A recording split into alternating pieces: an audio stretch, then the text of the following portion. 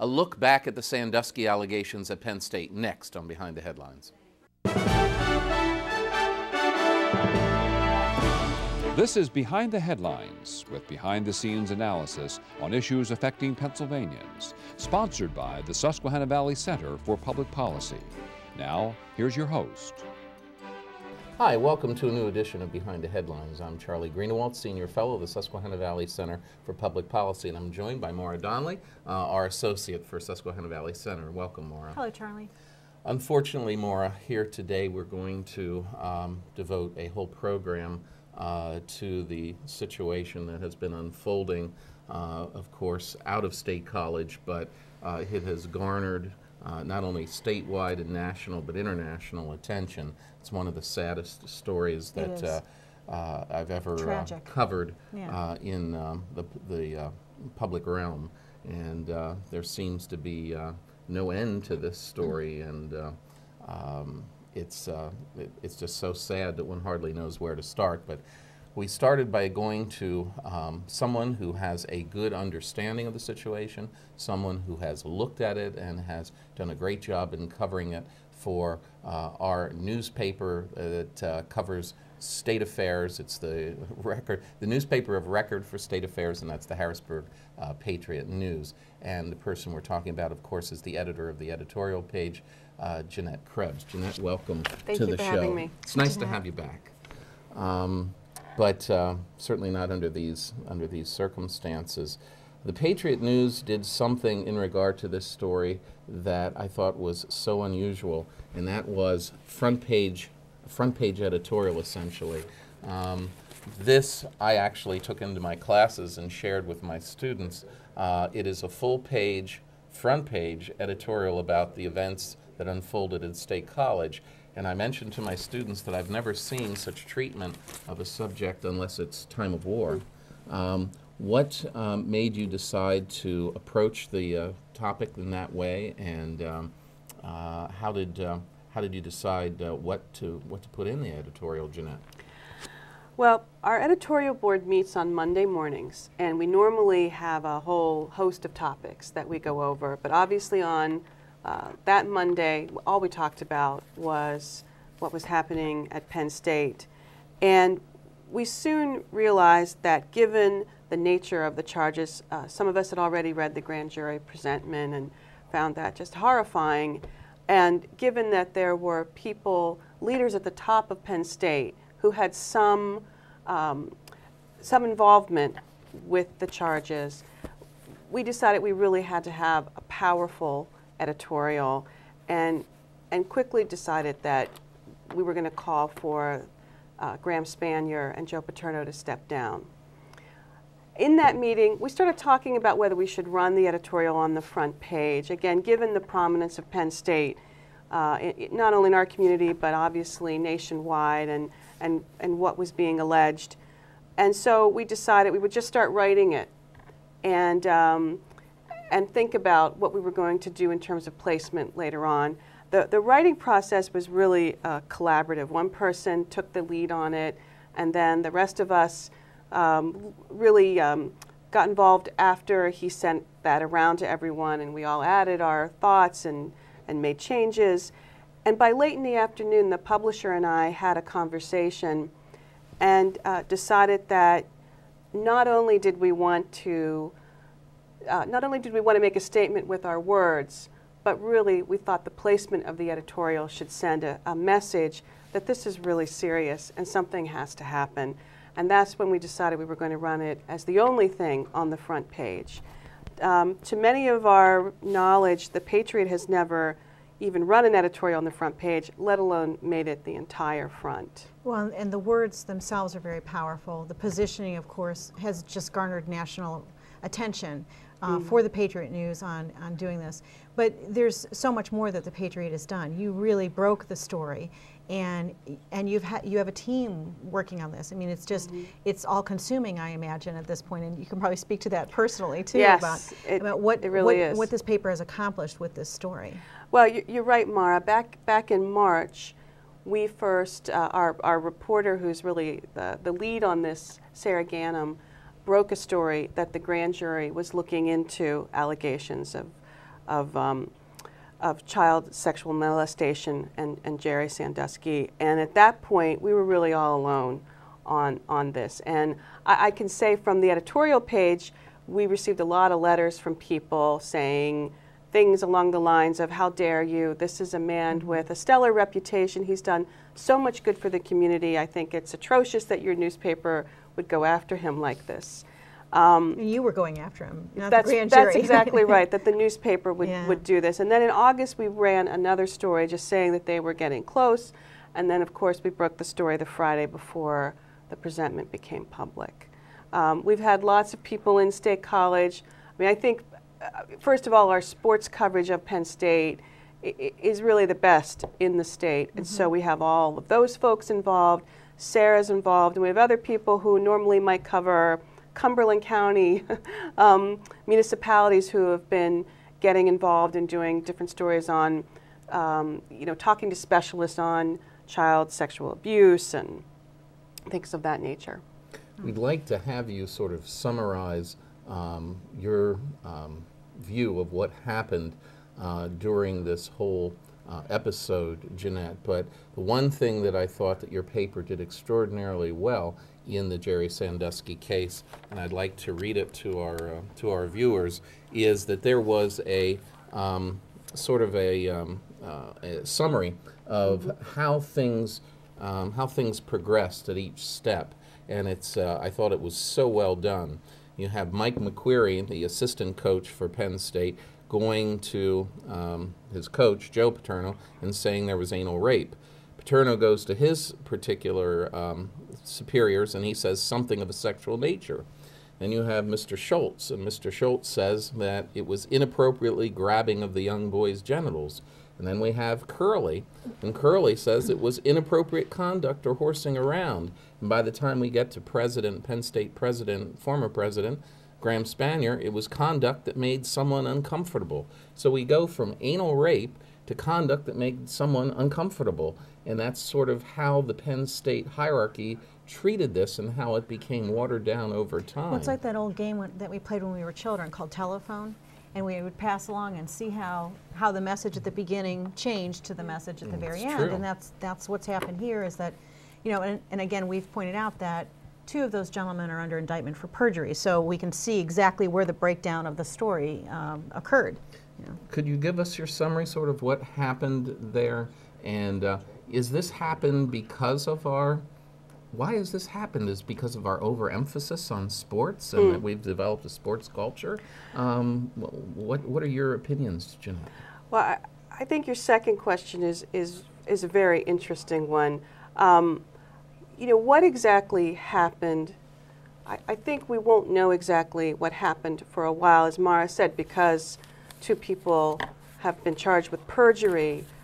It seems that Mr. McQuarrie says that he told them more than they say they knew about this issue. In terms of what we felt and why we were so strong in our editorial, we felt like they knew enough that they should have stopped what was happening, and that at the very least their inaction may have caused more children to be victims of alleged victims of Jerry Sandusky. You know, in terms of what this means, like the broader, on the broader scope in terms of sports, I wrote a column last Sunday, and one of the things that really struck me, I was watching the press conference when the Board of Trustees made the announcement that both the president of the university and the football coach were both going to be leaving. And what struck me was he first made the announcement about Graham Spanier. And the only thing you could really hear was the click of photographers taking pictures.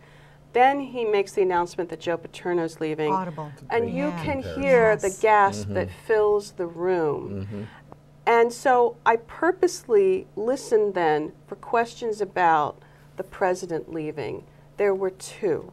One was about his contract, just a quick question about, you know, if he can, what they need to do in terms of his contract requirements. And then there was another question that was shouted out that I don't even think was answered. Every other question was about Joe Paterno. And some of them were asked, and I couldn't see who was asking them, but some of them were asked by reporters in a very angry tone. I think there was a lot of real emotion from some of these reporters that Joe Paterno had been asked to step down. He was the face of that university, and I think there's a lesson here for all universities that you can't pin the reputation on one individual. I mean, that's what happened to Penn State. That's right. Yeah. And you're right. I mean, clearly we can see that the president of the university, the person who ran this multi-billion-dollar operation, was overshadowed. A footnote. Right. Yeah. But was overshadowed by the football coach. And I do think, going back to what you were saying, I think it does say something just about, as I said in my column, the cult of college football and how wrapped up we get in it, to the point where university students are rioting and turning over vans after they hear that their football coach has been let go. Well, I guess I questioned some years ago. There was I believe you may have mentioned it in your column. I don't remember, but there's a course that's offered at Penn State about the history of Joe Paterno. And I'm sorry, that information has its place, but should that be an official 3-credit university course? I don't think so. I don't think so. But is Graham Spanier going to stay on as a faculty member? He has the right to do that. What's your read on that? What we are hearing right now is that he is. You know, my sense is he's probably trying to figure out exactly what his next step would be, since this has all happened so quickly. But at the moment, he is staying on as a faculty member. Okay. Well, Jeanette, we want to thank you for being with us today, and we hope that you'll come back and update us on the story as it unfolds. We certainly haven't seen the end of it. Tip of the iceberg. Yeah.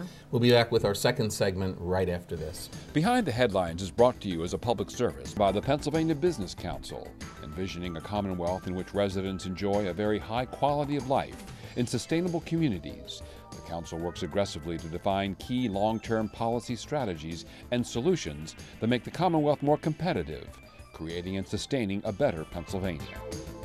Additional underwriting provided by the Worrell Corporation Foundation, based in Carlisle, Pennsylvania, by the Edward H. and Jeannie Arnold Foundation,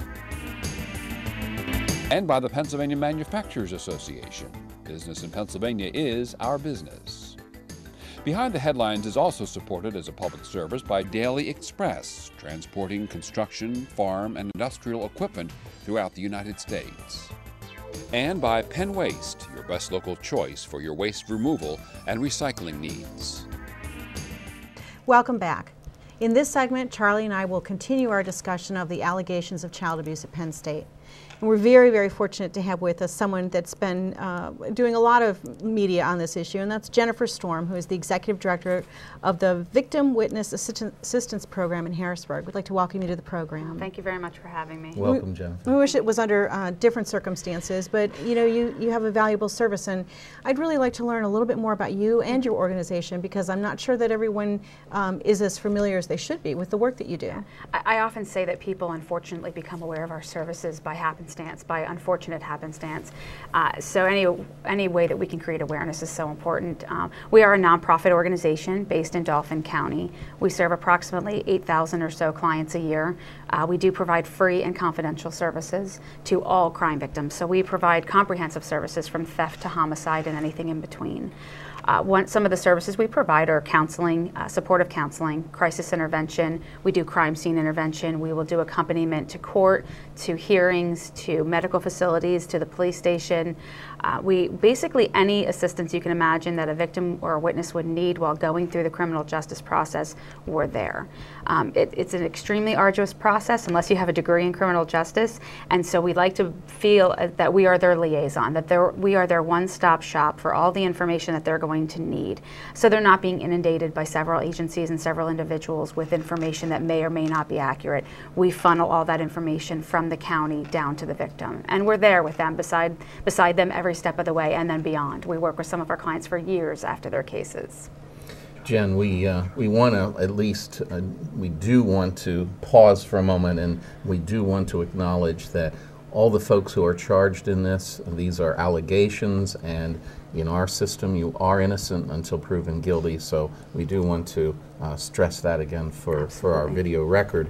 But when we look at the United States as a whole, throughout this particular situation as it unfolds at Penn State, and I think I've heard some of your other appearances in other media as well, some statistics that were quite sobering were revealed, at least they were sobering to me, and that was that supposedly 1 of every 4 women in our society has at one point or another been subject to some type of abuse, and 1 of every 6 men has been. I mean, that was an eye-popping statistic to me.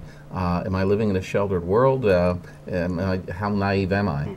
It should be eye-popping, and they are probably the worst statistics out there in terms of an individual being affected by sexual abuse. And we don't talk about it enough because this is not a fun topic to talk about. But we need to be creating more awareness. You know, so many individuals are just outraged and shocked that something like this could happen, and what they don't understand is that this is happening every day, every hour. You know, 1 in 4, 1 in 6, those are staggering statistics. Well, and this is just, talk about awareness, it's really a horrendous way to get it, but it's everywhere. It's on entertainment programs in the evening. This story, and it's just beginning, is going to be out there for a long time. And you know, I think you've probably seen more than anybody that it's helping. This awareness is bringing people forward, not just in this case, but in other abuse situations. Yeah. You know, and this is probably the first high-profile case where we've actually seen immediate kind of good come out of it. And I don't want to say that anything good is coming out of this, because this is horrific. The media coverage, though, has been incredibly sensitive when it comes to the representation of the victims, minus the football and the derailing of the story for a couple days over Joe Paterno and the football scandal. But even the ESPN sports guys, in their intros, started by talking about the victims. So I during mean, the game, they continuously referenced these victims. And I think that that's because they're children, and we're talking about children, 10-year-old children. And so I think that it's a little bit easier for individuals to immediately come to the defense of these children, as opposed to maybe some of the not so good high-profile cases in sex assault where we've seen the victim be vilified the entire time. Right.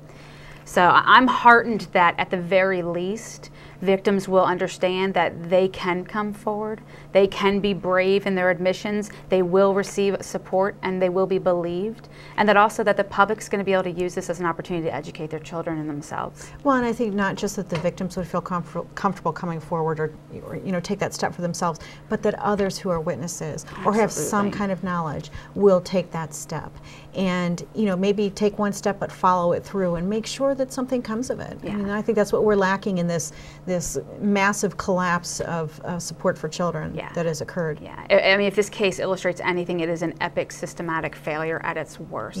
And so if people out there can learn from this and realize that maybe they don't have that legal obligation, but they certainly have that moral, ethical obligation to protect our children. Well, you know, we keep hearing it focused on Penn State, but there was a breakdown at the charity. There was a breakdown in the law enforcement. And so it's just a colossal Absolutely. problem. Everyone failed these children. And so we need to look at this. We need to take a step back, take a comprehensive, thoughtful look at the way we address child abuse in Pennsylvania, and then look to see how we can improve it. What are we doing well? What needs to be fixed? What needs to be changed? I think that this can be a situation that we can grow from. Jennifer, how can so many families, how can so many parents, how can so many people in positions of authority over these children have let this go on? I mean, goodness, if I would have heard at any one point in my children's upbringing that someone was inappropriate with them, I would have gone immediately to the police. I would be bringing the police, and we would be going to that person's house immediately. I wouldn't even think about it. Although I can't understand how this just went on and on and on, and it affected so many children, and the parents and the families never really got involved. How does something like this happen? And the families that did got shut down, right? You had this brave mother and this brave boy come forward in 1998, did all the right things, reported it, engaged law enforcement, engaged the district attorney's office, engaged the Department of Welfare, and then nothing happened. So I think it's just absolutely disgraceful. and we need to really learn from this. Regardless of whether you have a legend like Joe Paterno at the forefront of this, an individual who could have done more and chose not to do more. Every day in our society, these events unfold. Every day in our society, adults turn the other way. And so we need to be redirecting the conversation about protecting these children and what adults can do and should do each and every day. And I'm afraid as we hear more and more on the other sides of the story, Charlie, we're going to see more of a breakdown than we actually are familiar with already. And that's unfortunate. Yeah. This really is just the beginning of this story. Yeah. It's really scratching the surface of what is a significant problem in our Commonwealth and what hopefully our leaders are going to start addressing. Now, don't many other states require individuals not to report but to go directly to the police? Absolutely. And I think we're looking yeah. at changing our laws, and Yeah. which, there, again, if something positive can come out of this, it's going to be that these laws are going to change and be tightened, and hopefully this type of situation will never occur again. Yeah, and that's what I mean. There's a lot of individuals who really are well-intended and want to do so much, and they want to do it quickly. And I think with a crisis of this magnitude, we really need to take a step back, whether it's through a task force or a joint session on child abuse, and really review every single law we have, review the policies, review what works, what doesn't work, review what our neighboring states are doing and what is working well, and come up with a comprehensive approach so that we don't have these bills kind of coming up through the House and through the Senate that, if they're not talking to the other individuals, are going to create other loopholes and other potentially harm to children, because sometimes well-intended legislation can create unintended causes and harm children. So. Lots of students at Penn State, lots of alumni, lots of football fans throughout the Commonwealth are having a hard time dealing with this in terms of how do we sort out the fact that Joe Paterno, over the course of his career, has done amazing things for Penn State. He has built the library. He has engaged in philanthropy above and beyond almost any other college or university athletic official that one can think of. He has insisted throughout his tenure that his players graduate and that they hit the books, and if they don't hit the books, they don't play. I mean, he has set a high bar and a high standard for all university athletics, and then for something like this to happen, then we have the problem of how do we sort out. We want to make sure that all the good things that have happened in his tenure aren't thrown out with the bathwater, so to speak. How do people sort out these situations, Jennifer? I think one thing, if we can learn from this, is that when you put someone on a pedestal, they only have one place to go. And we are putting way too much focus and emphasis on athletics in universities and on college campuses. Joe Paterno has done some amazing work in his career. However, he made one very, very large miscalculation, and he lowered his own bar significantly. He could, if you think of the power that man wielded, okay, and the love that individuals had for him, had he stepped out and said, I have information that says Jerry Sandusky is doing this, and this needs to be investigated, he would have been revered as a hero. He could have saved so many children's lives. And so I think that's what people need to realize. He made a decision, and lots of great people and great leaders make bad decisions. Where there's human nature, there's human fault. Absolutely, absolutely. I mean, I've seen the only other sports figure that I know has such a cult following. I'm looking at Duke University and Coach K. I mean, where I actually saw a clip in the last few days of students going like this to Coach K. I mean, and it's the same kind of cult situation that surrounds him that has surrounded Joe. Penn State allowed the university to be defined by Joe Paterno. And that's, that's basically what it is. And I know I've had many conversations, as we all have, with so many different people. The university itself is so much more than Joe Paterno. Absolutely. Unfortunately, right now, he defines it. His fault is what is defining the university. And hopefully it will come back, because there are aspects of this completely unrelated to the situation, that deserve to go on and get the credit that they deserve.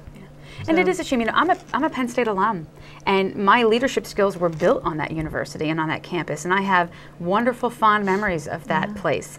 And I won't allow them to be overshadowed by the missteps and lack of action on the part of some people, because that's a place that, those are memories I cherish, and I hope that other alumni can feel the same way. But we need to change this. We need to correct this problem, and I think the Board of Trustees did an excellent job in having swift and divisive action, and I think you're going to see more of that coming from them, and hopefully Penn State can move forward into healing, because that's really what that campus needs to do right now, is to heal. Where can people go for help? Sure. Tell us how they can call, who they can call. I mean, one thing that this story is doing is it is bringing up for so many survivors out there the trauma of their victimization, and so many people have been coming forward needing free services. If you go, there's a website called www.pacrimevictims.com. It not only tells you everything you need to know about being a crime victim, but it also gives you a clickable map where you can find free and confidential services in your county, and that's where I would suggest crime victims go to get help. You want to repeat that again, please? Sure, it's www.pacrimevictims.com. And what kind of help can they access there? Everything from crisis intervention to supportive counseling to therapy, anything that you can imagine that a victim would need in this time, whether their crime happened 20 years ago or whether it happened yesterday, they can still access those services, and they are free and confidential. Okay, of course there was a large football game that just occurred. Yes. The first football game after these charges became widely known throughout the public. And of course, Penn State faced Nebraska at Penn State. Interestingly enough, the Nebraska coach apparently had contacted Penn State and said, we don't have to play this game if you folks don't want to. But they went ahead and they played it. How do you think all that went? You know, I think that they handled the game really well. And I watched it. I didn't go because I just, you know, I have to be honest, I never went to a game when I was a student there, because football, I was more into academia and leadership. But I think they handled it really well. And the prayer in the beginning and the players and everyone coming off the field. It was, I was sobbing. I mean, it was so emotional, and it was a respectful tribute to the victims. And that gives me pride in that game. And I appreciate that throughout the course of the game, the anchors kept referring to the victims, to not forget the victims. And I think it allowed all the ticket holders and all the people that were at that game to kind of come together in a unified way, in a peaceful manner, which was so much needed after the riots. And they were able to come together and heal. And I think that they did, I think they did the alumni, and I think they did the ticket holders and the victims justice on that day. And they really did bring it back around to the victims. Absolutely. Which I think it needed, you know, after the Board of Trustees took their action and everyone was focused on football and what's going to happen, that game itself, football itself, brought it back to the victims. Much needed. And much needed. In our last 5 seconds, how long will it take Penn State to recover from this? A long time. This is going to be a very long road of healing and figuring out what to do next. Absolutely. Jennifer, we want to thank you for being with us today. Thank you for having me. And we will be back with you again next week for a new edition of Behind the Headlines. You can catch us on YouTube, and you can catch all of our shows archived on thevoiceofpa.net. We'll look forward to seeing you next week.